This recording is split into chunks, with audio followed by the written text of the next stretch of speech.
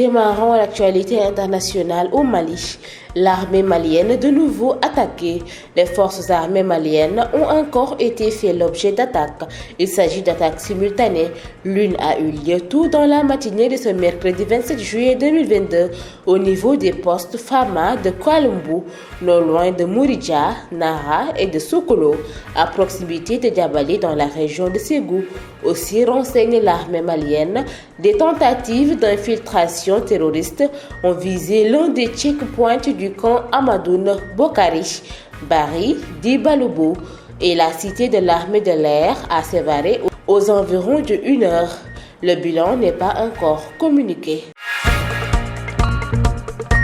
En RDC, 3 membres de la mission des Nations Unies MONUSCO et 7 manifestants ont été tués à Butembo, 3e ville du Nord Kivu dans l'est de la République démocratique du Congo, au 2e jour de manifestation anti-casque bleu, a-t-on appris du chef de la police urbaine.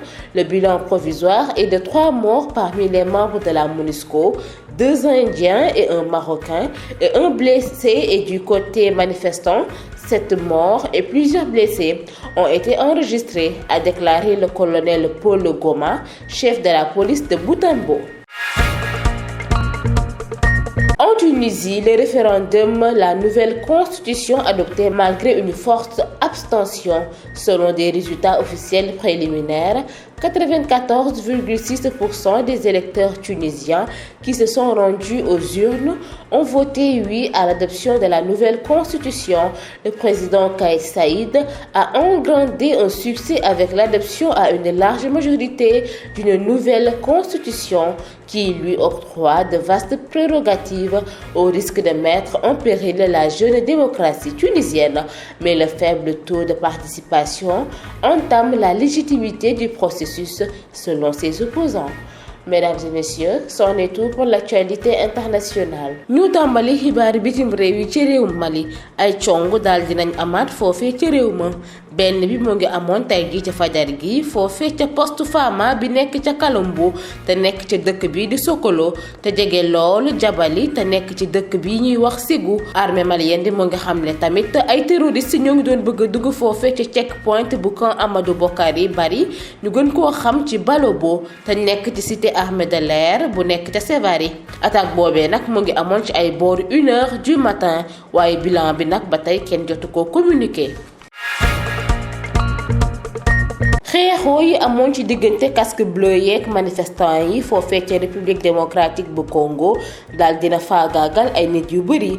ñetti membres yi bokk ci mission des Nations Unies ci MONUSCO ak juróom-ñaar ci ay manifestants daal dinañ leen fa faat foofee ca Butembo te nekk 3e ville bu Nord Kivu te nekk ca est République démocratique bu Congo ci 2e jour manifestation anti casque bleu. ki xamle loolu nag mooy chef de la police urbaine.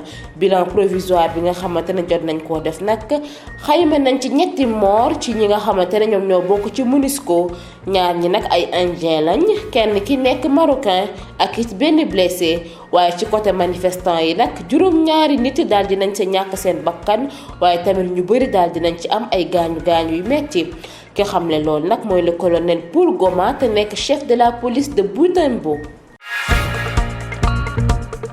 ci Tunisie nag daal dinañ adopté nouvelle constitution. résultat officiel yi ñu jot a def nag %4.4% ci ay électeurs tunisiens ñoo daal di voté oui ci référendum boobee.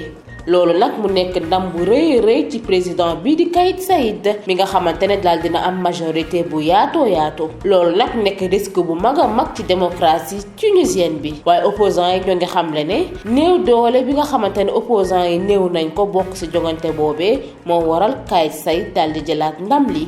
mbokk yi tey lii moo nekkoon seeni xibaaru bitim réew.